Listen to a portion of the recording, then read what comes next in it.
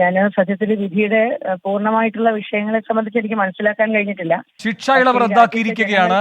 ഗുജറാത്ത് സർക്കാരിന്റെ ഈ 11 പ്രതികൾക്കും ശിക്ഷ ഇളവ് നൽകിയുള്ള തീരുമാനം റദ്ദാക്കി.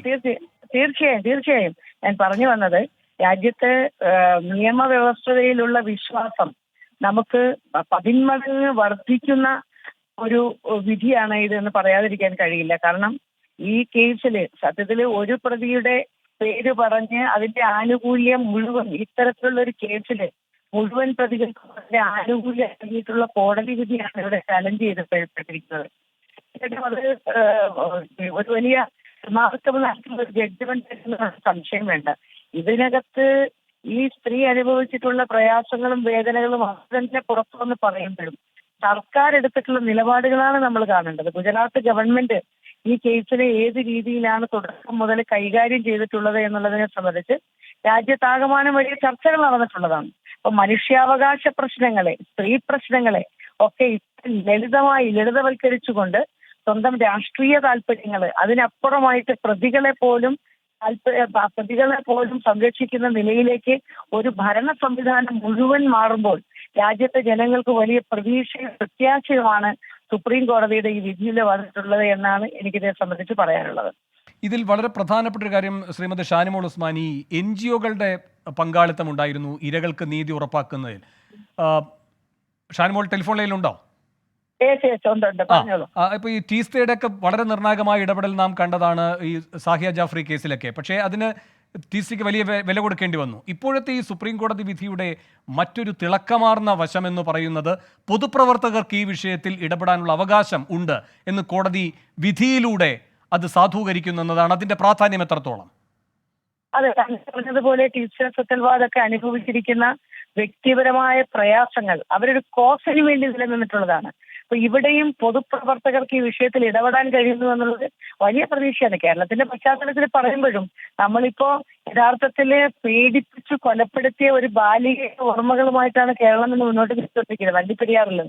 അപ്പൊ ഈ വിഷയങ്ങളിൽ പോലും നമുക്ക് ഈ പൊതുപ്രവർത്തകർക്ക് ഇടപെടാൻ കഴിയും. അതിൽ ഒരു പ്രീസിഡന്റ് സുപ്രീം കോടതിയിലൂടെ ഇന്ന് വന്നിട്ടുള്ളത് തീർച്ചയായിട്ടും നമ്മുടെ മനുഷ്യാവകാശ പ്രശ്നങ്ങളെ, പ്രത്യേകിച്ച് സ്ത്രീ പ്രശ്നങ്ങളെ, പെൺകുട്ടികൾക്ക് നേരെ ഉണ്ടായിക്കൊണ്ടിരിക്കുന്ന വലിയ ആക്രമണങ്ങളെ, ഇത് ഒരുപാട് കേസുകളെ കുറിച്ച് നമുക്ക് പറയാനുണ്ട്. ഹത്രാസിലും കത്തോയിലും ഒക്കെ നടന്നിട്ടുള്ള ഒട്ടേറെ വിഷയങ്ങളെ കുറിച്ച് നമുക്ക് പറയാനുണ്ട്. പക്ഷെ അതിലൊക്കെ തന്നെ ഇടപെടാൻ കഴിയുന്ന ഒരു സാഹചര്യം ഉണ്ടായിട്ടുണ്ട്. പൊതുപ്രവർത്തകർ ഇതിനുമായി ബന്ധപ്പെട്ട് ഇടപെട്ട മുഴുവൻ പൊതുപ്രവർത്തകരെയും ഞാൻ പറഞ്ഞത് അവരെയൊക്കെ തന്നെ ഞാൻ ഈ അവസരത്തിൽ സല്യൂട്ട് ചെയ്യുകയാണ്. ഇവിടെ ഭരണഘടനയെ ഉറച്ചു നിന്നുകൊണ്ട് മുന്നോട്ട് പോകാനുള്ള വലിയ ഒരു പ്രതീക്ഷയാണ് ഈ രാജ്യത്തെ സ്ത്രീകൾക്ക് ഈ വിധിയിലൂടെ വന്നിട്ടുള്ളത് എന്ന് എടുത്തു പറയേണ്ടിയിരിക്കുന്നു. നന്ദി ഷാനിമോൾ ഉസ്മാൻ പ്രതികരിച്ചതിന്. രാധാകൃഷ്ണൻ ഡൽഹിയിൽ നിന്ന് തുടരുന്നുണ്ട്. രാധാകൃഷ്ണൻ, വിധി പ്രസ്താവം പൂർത്തിയായോ? കിട്ടുന്ന വിശദാംശങ്ങൾ എന്തൊക്കെ? വിധി പ്രഖ്യാപനം പൂർത്തിയായിട്ടില്ല വേണു. വിധി പ്രഖ്യാപനം ഇപ്പോഴും നടന്നുകൊണ്ടിരിക്കുകയാണ്. ഈ കേസുമായി ബന്ധപ്പെട്ടിട്ടുള്ള വിഷയത്തിൽ കോടതിയുടെ ഭാഗത്ത് നിന്ന് ഉണ്ടായ നടപടികൾ, അഥവാ ഇത്തരത്തിലുള്ള ഒരു വിടുതൽ നൽകുന്നതിന് അനുബന്ധമായി ഉണ്ടായ നടപടികളെ ഓരോന്നിനെയും ഇഴകീറി പരിശോധിച്ചുകൊണ്ടുള്ള ഒരു ഉത്തരവാണ് ജസ്റ്റിസ് PV നാഗരത്നയുടെ ഭാഗത്ത് നിന്ന് ഉണ്ടാകുന്നത്. അവർ അധ്യക്ഷയായിട്ടുള്ള ബെഞ്ചിന്റെ ഭാഗത്ത് നിന്ന് ഉണ്ടാകുന്നത്. ജസ്റ്റിസ് KM ജോസഫ് ആയിരുന്നു ഈ ബെഞ്ചിന് ആദ്യം നേതൃത്വം നൽകിയത്. നമുക്ക് ഏവർക്കും അറിയാവുന്നതുപോലെ ഈ കേസ് പരിഗണിച്ച് അദ്ദേഹത്തിന്റെ പരിഗണനയിലെത്തിയ ഘട്ടത്തിൽ അദ്ദേഹം വളരെ കൃത്യമായിട്ടുള്ള നിരീക്ഷണങ്ങൾ ആദ്യം തന്നെ നടത്തിയിരുന്നു. അതിൽ ഈ കേസിൽ പ്രതികൾക്ക് എങ്ങനെയാണ് ആ ഘട്ടത്തിൽ വിടുതൽ നൽകുന്നത് എന്നതുൾപ്പെടെയുള്ള ചോദ്യങ്ങൾ ആദ്യം തന്നെ ജസ്റ്റിസ് KM ജോസഫ് ഉന്നയിച്ചതാണ്. അപ്പോൾ ഗുജറാത്ത് സർക്കാർ സ്വീകരിച്ചത് അദ്ദേഹത്തിന് പല ഘട്ടങ്ങളിലായിട്ട് ഈ കേസ് അഡ്ജേൺ ചെയ്യാനായിട്ടുള്ള അപേക്ഷകൾ തുടർന്ന് അദ്ദേഹത്തിന് മുന്നിൽ എത്തിക്കുക എന്നുള്ളതായിരുന്നു. അപ്പോൾ ജസ്റ്റിസ് KM ജോസഫ് വളരെ രൂക്ഷമായിട്ടുള്ള ഭാഷയിൽ അന്ന് വ്യക്തമാക്കുകയും ചെയ്തു, ഈ കേസ് ഞാൻ കേൾക്കാതിരിക്കാൻ ഈ ഗുജറാത്തിന് താല്പര്യമുണ്ട് എന്ന് തോന്നുന്നു, അതുകൊണ്ടാണ് ഈ വിധത്തിൽ ഈ കേസ് അഡ്ജൻമെന്റ് തുടർച്ചയായിട്ട് എടുക്കുന്നത് എന്നതുൾപ്പെടെയുള്ള ആക്ഷേപം അദ്ദേഹത്തിന്റെ ഭാഗത്ത് നിന്ന് ഉണ്ടായി. വളരെ ശക്തമായിട്ടുള്ള വിമർശനമാണ് അദ്ദേഹത്തിന് ഉണ്ടായത്. തുടർന്ന് ജസ്റ്റിസ് KM ജോസഫിന് ഈ കേസുമായി ബന്ധപ്പെട്ടിട്ടുള്ള നടപടികൾ പൂർത്തിയാക്കാൻ സാധിക്കാതെയാണ് അദ്ദേഹത്തിന് കോടതിയിൽ നിന്ന് വിരമിക്കേണ്ടി വന്നത്, സുപ്രീം കോടതിയിൽ നിന്ന് വിരമിക്കേണ്ടി വന്നത്. ആ ബെഞ്ചിൽ അദ്ദേഹത്തോടൊപ്പം ഉണ്ടായിരുന്നത് ജസ്റ്റിസ് BV നാഗരത്നയാണ്. ജസ്റ്റിസ് BV നാഗരത്നയ്ക്ക് തന്നെ ഈ കേസിലെ വിധി പ്രഖ്യാപിക്കാനായിട്ട് ഉള്ള ബെഞ്ചിന്റെ അധ്യക്ഷ സ്ഥാനത്തേക്ക് പിന്നീട് എത്താൻ സാധിച്ചു എന്നുള്ളത് ഒരുപക്ഷെ ഏറ്റവും കൗതുകമായിട്ടുള്ള ഒരു കാര്യമായി അവശേഷിക്കുകയും ചെയ്യുന്നുണ്ട്. ഈ കേസിന്റെ എല്ലാ വിഷയങ്ങളെ സംബന്ധിച്ചും വളരെ കൃത്യമായിട്ടുള്ള നിലപാടുകൾ അത് ഗുജറാത്ത് സർക്കാരിന്റെ ഭാഗത്തു നിന്നാണെങ്കിലും കേന്ദ്ര സർക്കാരിന്റെ ഭാഗത്തു നിന്നാണെങ്കിലും എല്ലാ ഘട്ടങ്ങളിലും തേടിക്കൊണ്ടാണ് കോടതി മുന്നോട്ട് പോയത്. അതിൽ ഈ സാമൂഹ്യ പ്രവർത്തകർ എന്ന വിധത്തിൽ ഈ കേസുമായി ബന്ധപ്പെട്ട പൊതു താൽപര്യ ഹർജി സമർപ്പിച്ചവർക്കെതിരെ രൂക്ഷമായിട്ടുള്ള നിലപാടാണ് ആദ്യഘട്ടം മുതൽ തന്നെ കേന്ദ്ര സർക്കാർ സ്വീകരിക്കുന്നത്. ഈ കേസിൽ അവർ ഉന്നയിച്ച വാദങ്ങൾ അത് അംഗീകരിക്കാൻ സാധിക്കുന്നത് അല്ല, മറിച്ച് ഇത് ഒരു സ്റ്റേറ്റിന്റെ ഇഷ്യൂ ആണ് എന്നത് ഉൾപ്പെടെയുള്ള കാര്യങ്ങളാണ് വ്യക്തമാക്കിയത്. പ്രതികൾക്ക് മാനസിക പരിവർത്തനം ഉണ്ടായോ എന്നത് തീരുമാനിക്കാനായിട്ടുള്ള അവകാശം അത് സംസ്ഥാനത്തിനാണ് എന്ന വാദമായിരുന്നു ആദ്യഘട്ടങ്ങളിൽ ഗുജറാത്ത് മുന്നോട്ട് വെച്ചത്. ഈ 11 പേർക്കും മാനസിക പരിവർത്തനം ഉണ്ടായി എന്ന് വരുത്തി തീർക്കാൻ അനുബന്ധമായിട്ടുള്ള നിരവധി ഉദാഹരണങ്ങളും അവർ നിരത്തുകയുണ്ടായി. പക്ഷേ ഈ ഉദാഹരണങ്ങളൊക്കെ നിലവിലുള്ള സാഹചര്യത്തിൽ ഇര നേരിടുന്ന മാനസിക ബുദ്ധിമുട്ടുകൾക്കും അവരുടെ കുടുംബം നേരിടുന്ന സാമൂഹിക വെല്ലുവിളികൾക്കും ഒക്കെ പരിഹാരമാണോ എന്ന ചോദ്യം കോടതിയുടെ ഭാഗത്ത് നിന്ന് ഉണ്ടായപ്പോൾ ഒരുപക്ഷെ ഉത്തരമില്ല എന്ന് പറയുന്ന വിധത്തിൽ ഗുജറാത്ത് സർക്കാരിന് ആ വിഷയത്തിൽ മൗനം അവലംബിക്കേണ്ട ഒരു സാഹചര്യമാണ് ഉണ്ടായത്.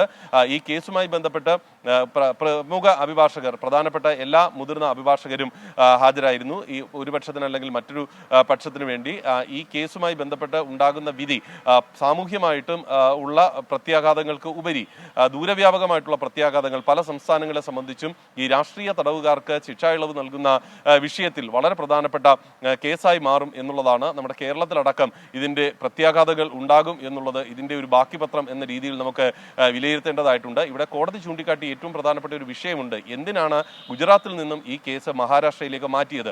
അതിന്റെ ഏറ്റവും അടിസ്ഥാന കാരണമായിട്ട് അന്ന് കോടതി കണ്ടെത്തിയത് ഗുജറാത്തിൽ ഈ കേസ് വിചാരണ ചെയ്യപ്പെട്ടാൽ ഇതിന്റെ ഭാഗമായിട്ട് എത്തുന്ന സാക്ഷികൾക്കോ അഥവാ തെളിവുകൾക്കോ കൃത്യമായിട്ട് വിലയിരുത്തപ്പെടാനായിട്ടുള്ള ഒരു സാഹചര്യം ഉണ്ടാകില്ല. അങ്ങനെയുള്ള ഒരു സാഹചര്യത്തിലാണ് ഇത് മഹാരാഷ്ട്രയിലേക്ക് മാറ്റപ്പെട്ടത്. മഹാരാഷ്ട്രയിൽ നടന്ന ആ വിചാരണ നടപടികൾക്ക് എല്ലാം ഒടുവിലാണ് ഈ ശിക്ഷാവിധി ഉണ്ടാകുന്നത്. അതുകൊണ്ട് തന്നെ ഈ റെസ്പോണ്ടന്റ് സ്റ്റേറ്റ് എന്ന് പറയുന്ന പട്ടികയിൽ ഗുജറാത്ത് എന്നതിനേക്കാൾ ഉപരി ഉചിത സംസ്ഥാനം എന്ന പദത്തിന്റെ താല്പര്യം വരുന്നത് അത് ഗുജറാത്തിനേക്കാൾ മഹാരാഷ്ട്രയ്ക്കാണ് എന്ന് കോടതി നിഗമനത്തിൽ എത്തുകയായിരുന്നു. കാരണം വിചാരണ കോടതി മഹാരാഷ്ട്രയിലെ കോടതിയാണ്. അതുകൊണ്ട് തന്നെ ഈ വിഷയത്തിൽ ഈ പ്രതികൾക്ക് മാനസിക പരിവർത്തനം ഉണ്ടായോ എന്ന് പരിശോധിക്കേണ്ടതിന്റെ ആവശ്യകത അത് നിലനിൽക്കുന്നിടത്തോളം കാലം ഈ വിചാരണ കോടതിയുടെ പരിധിയുള്ള സംസ്ഥാനത്തെ ഒഴിവാക്കിക്കൊണ്ട് ഈ കേസിൽ ഏതെങ്കിലും വിധത്തിൽ ഒരു നിലപാട് സ്വീകരിക്കാൻ സാധിക്കില്ല എന്നാണ് ജസ്റ്റിസ് ബി വി നാഗരത്ന പറഞ്ഞത്. അതിന്റെ ഭാഗമായിട്ട് ഈ ഗുജറാത്ത് സർക്കാരിന് അഥവാ ഇത്തരത്തിലുള്ള ഒരു ഉത്തരവ് പുറപ്പെടുവിക്കുന്നതിന് മുമ്പ് ഉചിത താല്പര്യമായിരുന്നു ഉണ്ടായിരുന്നതെങ്കിൽ ആ വിചാരണ കോടതി ജഡ്ജിയുടെ